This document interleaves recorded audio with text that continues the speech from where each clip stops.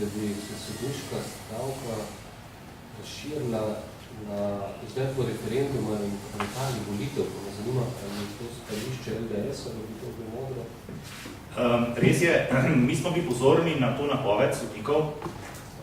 Najprej je bila to napoved med vrsticami, pred 2 dnevoma pa so jo tudi začeli pojasnevati za medije. Mislim, da je bil nazadnje podpredsednik Višjega sodišča v Mariboru, ki je to omenil.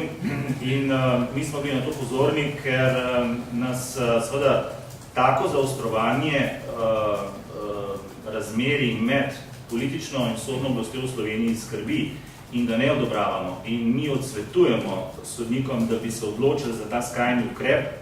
Namreč, zakaj gre?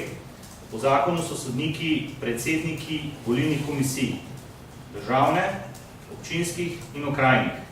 In seveda, če oni odklonijo delo v teh komisijah, lahko teoretično blokirajo izvedbo že prihajajočega referenduma o okrajinah, predvsem pa tudi državnozborskih volitev.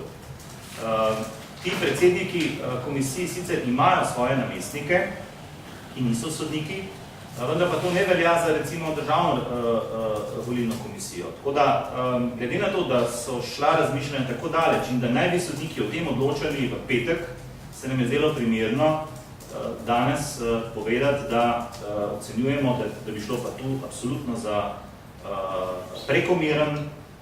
prekomerno potezo, nesorazmerno, ustavno zelo vprašljivo.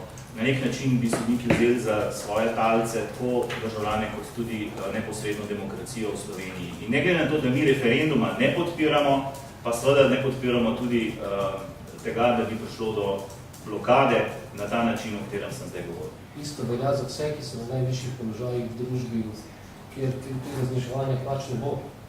To bo samo podjetij zasedel. V javnem sektorju ni slučajno. Sodnik, ko bo spolno pogoje za upokojitev, se bo upokojil, prejel relativno visoko pokojnino, hkrati še bistveno više sodniško plačo, ko ne bo rabno plačevati prispevkov. V čem je ta sistem pravičen do drugih sodnikov, ki so 10 let mlajši, zakaj bi oni morali imeti toliko nižjo plačo? To meni ni čisto razumljivo. Torej, bili smo en zborček faušljivcev, ki bi gledali, ki bi komorkoli fauš, kaj pač, koliko nekdo dobi na mesec. Čim več, kar se nas tiče. Mi ljudem pa množno. Se ukvarjamo bolj z stroškovno platjo, koliko to stane. In zdaj, če je nekdo izpolnil pogoje za upokojitev, pomeni, da je 40 let plačeval prispevke za upokojitev. Torej, kakšna je razlika med mladim sodnikom in starim sodnikom? Ja, ta, da je star sodnik 40 let plačeval za pokojnino, mlad sodnik pa ni plačeval 40 let za pokojnino. To je razlika.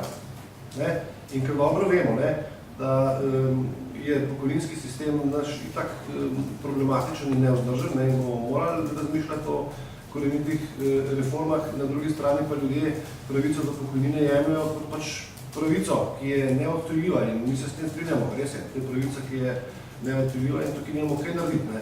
In v trenutku, ko nekdo izpolni pogoje za upokojitev, ne vidimo razloga, da ne bi pokojnine začel tudi prejemati. Brez tega, da mu jemljamo pravico še naprej do dela. Zakaj pa ne bi še naprej delal in bil koristni član družbene skupnosti v tem kontekstu, da družbene skupnosti prispeva nekaj za svojim delom. Vendar, če ima status upokojenca, če je začel koristiti svojo pravico do pokojnine, da vidimo razloga, da bi še naprej plačeval prispevke za pokojnino. To pa res ni razloga. To je pravica, da se jo je zaslužil. Naj vam povem, da v tem delu, ko gre za sodnike, ta sistem že imamo. Nedavno je bil uveden, bila je sprememba zakona o sodniški službi in vedno več sodnikov se poslužuje tega modela. To je zelo zanimivo. Zdaj, dvomim, da je bilo to mišljeno kot nek eksperiment za kasneje nacionalni model. Ampak dejansko je tako. Sodnik se upokoji, potem pa ostane v službenem razmerju za Republiko Slovenijo in se reaktivira in kot upokojenec naprej izvaja sodniško funkcijo, s tem pa, da seveda ima to fleksibilnost, da sam pove, v kolikšni meri bo to funkcijo izvajal, ali bo to zdaj v polni meri, 50% in tako naprej. Tako da, to je pred kratkim Slovenija dobila, mislim, da ne vem, če je leto dni tega, mislim, da je manj. Plačuje prispevko. Zdaj, kako je s prispevki, pa nisem tako siguren, to se pa ne upam tu decidirano zatrditi. Gospod Jančič, vi ste zaposleni na delu in pač upravljate svoje delo in jaz mislim, da ko boste stali 70 let, recimo, ne, boste verjetno v stanju, če boste zdravi še naprej upravljati svoje delo. Jurij Gostinčič je bliz 90, če se ne motim, ne. In ne vidim nobenega razloga, da bi mogli pri 70-80 letih še naprej plačevati za penzijo, če boste že pred teh 40 let za to plačevali. Ne vem, zakaj bi mogli biti nujno honorarc, ne. Če bi tako vam kot delodajalcu ustreza, da vsak dan zjutraj pridete, se štemplate, ali kako že imate tam sistem, ne, v vašem časopisu. Možnost delati po izpolniš pogoje za upokojitev vse obstaja že zdaj. Po sedanjem sistemu tisti, ki delajo naprej, to so tudi poslanci, to so tudi v drugih državnih službah, pač ne dobivajo pokojnine, plačujejo prispevke. Tisto, kar me zanima, je to, ali imate finančno oceno, koliko bi ta vaša novost, ki je seveda ugodna za te zaposlene, in poslance, in ministre, in funkcionarje, in tudi zaposlene v javni upravi, koliko bi to stalo državni proračun dobiti? Državne te ocene nimamo, ker nismo šli preračunavati, ampak vpliv na državni proračun bi bil ugoden, zato je, ker kot rečeno, te ljudje ne bi plačevali v pokojninsko vlastno blagajno, bi pa seveda preko dohodnine pa plačevali v državni proračun, tako da dodačeno bi pa to delo seveda normalno zgodne, tako da dohodnine bi podelili. Što že kaj plačujejo? Če ne delajo, nič ne plačajo davko. Če danes delajo tudi tako poslovni pogoje za upokojitev, imate poslance, ki so nič takve. Robni primeri morda, ne, ampak veliko ljudi pa ne. Mi bi želeli to pravico urediti tako, da bi bila dosegljiva vsakemu državljanu enako.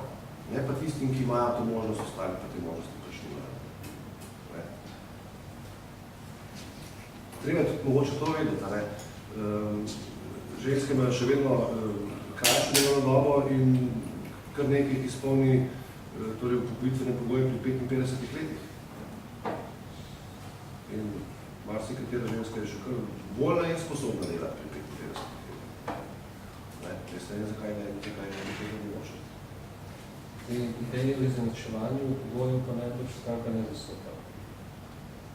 Za upokojitev. Ja.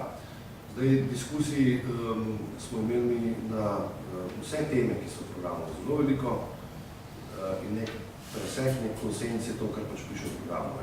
Da seveda te parajne ideje znotraj NDS-a tako takšne kot drugačne. Ne bi posamičnih ideje skomentirali, program je tak, je pač presek in konsens vseh teh idej.